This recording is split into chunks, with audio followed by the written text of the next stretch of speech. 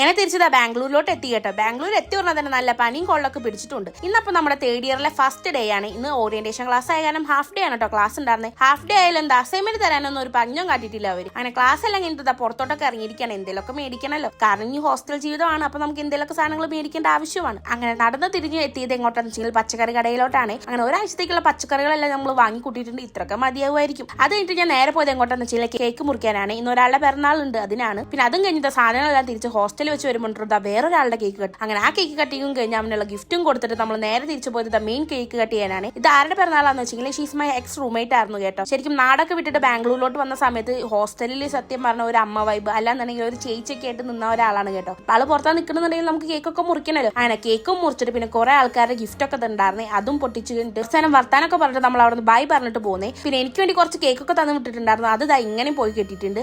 അപ്പൊ ഞാൻ ഭയങ്കര ടയറാണ് ഗൈസ്. അപ്പൊ ശരി, ബൈ.